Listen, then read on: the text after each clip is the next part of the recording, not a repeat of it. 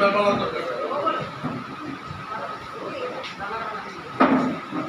নাম নুসরাত সিদ্দিকা, আমি নবম শ্রেণীতে পড়ি। আমি বক্তব্যের দ্বিতীয় বক্তা।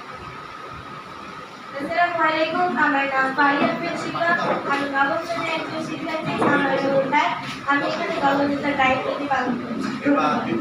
এবার বিপক্ষ দলে অবস্থান দশম শ্রেণী। বিপক্ষ দলে রয়েছেন বিপক্ষ দলের প্রথম বক্তা তাসিরা ইসলাম মাইসা, রোল 9, দশম শ্রেণী। আমি বিপক্ষ দলের বক্তা উল্টাবিকা বক্তা দশম শ্রেণী। বিপক্ষ দলের তৃতীয় বক্তা দলনেতা শেখ মোহাম্মদ আলেফ, দশম শ্রেণী। আসাদুজ্জামান, সহকারী শিক্ষক, মাইনর মডেল হাই স্কুল।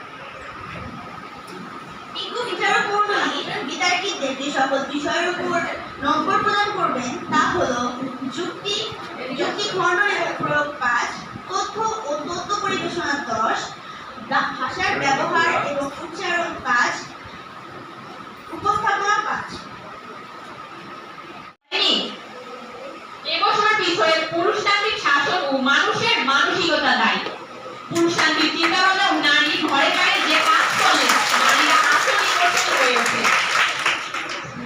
মানসিকতা এমন একটি অভ্যাসগত বা চরিত্রগত মনোভাব যা নির্ধারণ করে যে আপনি কিভাবে পরিস্থিতি ব্যাখ্যা করবেন এবং প্রতিক্রিয়া জানাবেন। গৃহবধূ রীতা উচ্চশিক্ষিত হওয়ার সত্ত্বেও পরিবার তাকে কর্মক্ষেত্রে যোগ দিতে দেয়নি। অনেক যুক্তি ও সংগ্রামের পর একটি প্রাইভেট ফার্মে চাকরি পায়। সেখানে একই পদমর্যাদা ও দক্ষতার পুরুষ শ্রমিক অপেক্ষা তাকে কম আর্থিক সুবিধা দেওয়া হচ্ছে। সে কর্তৃপক্ষের সাথে আলোচনা করলে কর্তৃপক্ষে জানায় তুমি মেয়ে আর ওই পুরুষ শ্রমিক তোমাদের চেয়ে বেশি কাজ করতে পারবে। এখানে নারীর প্রতি যে বৈষম্য হয়েছে তা কোন উত্তরাধিকার সূত্রে করা হয়েছে? মাননীয় মডারেটর, এই পর্যায়ে একটু লক্ষ্য করুন, এখানে নারীর প্রতি যে বৈষম্য করা হয়েছে তার পেছনে মানুষের মানসিকতা ও চিন্তা ভাবনা দায়ী। নারীরা আজ পরিবার, শিক্ষা প্রতিষ্ঠান, কর্মসংস্থান, রাস্তাঘাট, রাজনীতিতে নারীরা যে বৈষম্যের শিকার হচ্ছে তার পেছনে দায়ী পুরুষতান্ত্রিক শাসন, মানুষের মানসিকতা ও সমাজ ব্যবস্থা। আমার দলের দ্বিতীয় বক্তারা যুক্তি সহকারে এই বিষয়টা ব্যাখ্যা করে যাবে এবং সর্বশেষে তৃতীয় বক্তা তার যুক্তি খণ্ড করে যাবে। আমার বিপক্ষ দলের প্রথম বক্তা বলেছেন যে বাংলাদেশ চলে সংবিধান অনুযায়ী, পারিবারিক আইন অনুযায়ী নয়।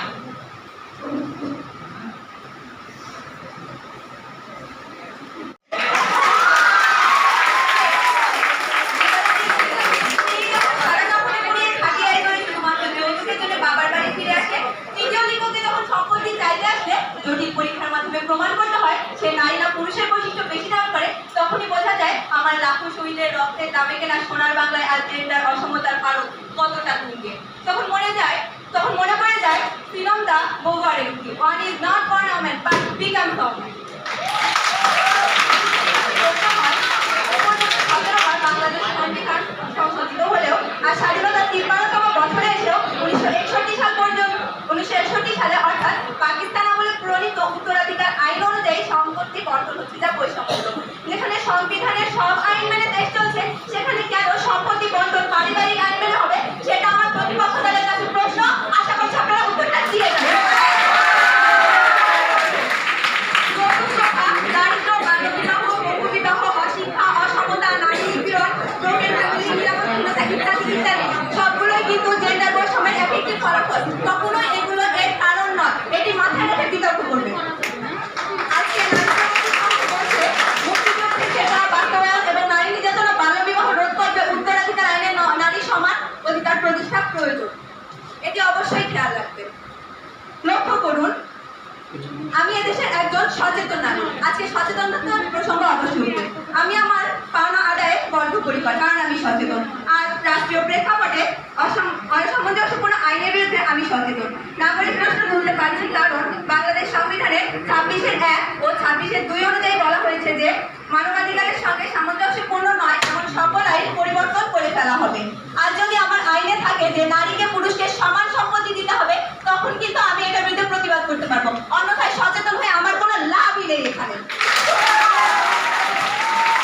জনগণের অধিকার সব অভিব্যক্তি রূপে প্রজাতন্ত্রের সর্বোচ্চ আইন 7(2) হিসেবে সংবিধানের প্রাধান্য আজকে খর্ব হচ্ছে। এটি আপনারা মাথায় রেখে বিতর্ক করবেন। বাংলাদেশ 3 সনদের ধারা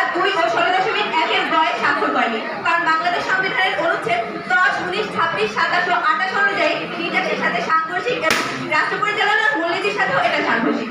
ভারতে হিন্দু নারীর অধিকার যে আইন পাশ হয়েছে, গ্রিস, তিউনিসিয়া, ইরান, ইন্দোনেশিয়ার মতো দেশগুলো নারীকে সমাধিকার দিচ্ছে, কিন্তু আমার বাংলাদেশ দিচ্ছে না। তাই তো আমার বাংলাদেশ বিধবা আইনের বাকি ধারাগুলোতেও স্বাক্ষর করতে পারছে না। আমার প্রতিপক্ষকে আমাকে কিছু প্রশ্ন করে গেছে।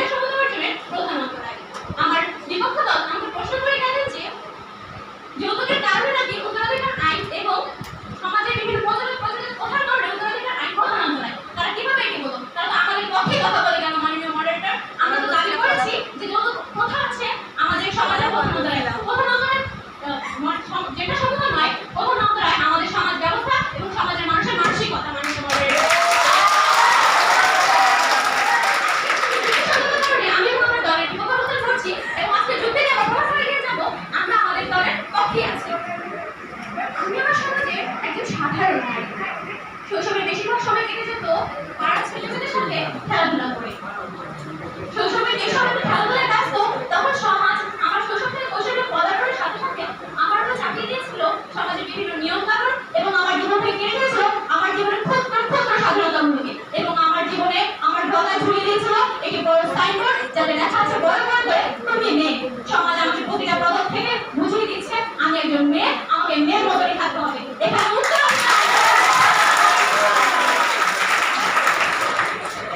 তার বোন যখন বাবা মায়ের দায়িত্ব নিতে চায়, সে দায়িত্ব নিতে পারে না, তাকে হাত পাততে হয় বিক্রির মতো অন্যদের কাছে, তার পায়ের তলায় থাকে না মাটি। এবং এই উত্তরাধিকার আইনের ফলে আমাদের বাবা মা, আমাদের আপন জন্মদাতা বাবা মায়ের দৃষ্টিভঙ্গি এমন জায়গায় গিয়ে পৌঁছেছে যে তারা ছেলেকে ভাবছে সম্পদ, মেয়েকে ভাবছে বোঝা। কারণ একটাই, এই যৌতুক উত্তরাধিকার আইন। আমাদের সমাজে পুরুষ হলে নিশাচর কাটি, ইচ্ছে হলে বাইরে দিতে পারে অ্যাটলান্টিক কিংবা প্রশান্ত মহাসাগর, আর নারী হলো সত্যি কিনে ফেরা কাটি। তাই তো তুই নিয়ে ফিরতেই হবে মাননীয় মডারেটর। আজ তো 25শে কালো রাত্রি নয়, আজ তো যুদ্ধ বিধ্বস্ত 9 মাসও নয়, আজ তো নয় পলাশ নিতান্ত। তবুও কেন আজ অয়ের অধিকার অয়ের অবরুদ্ধ? প্রশ্ন রেখে যাচ্ছি প্রতিপক্ষ দলের কাছে। এবার আজকের বিতর্কের বিষয় প্রচলিত উত্তরাধিকার আইন লিঙ্গসম্মত অর্জনের প্রধান অন্তরায় এবং আমার অবস্থান এর বিপক্ষে। ইতিমধ্যেই আমরা দলের প্রথম ও দ্বিতীয়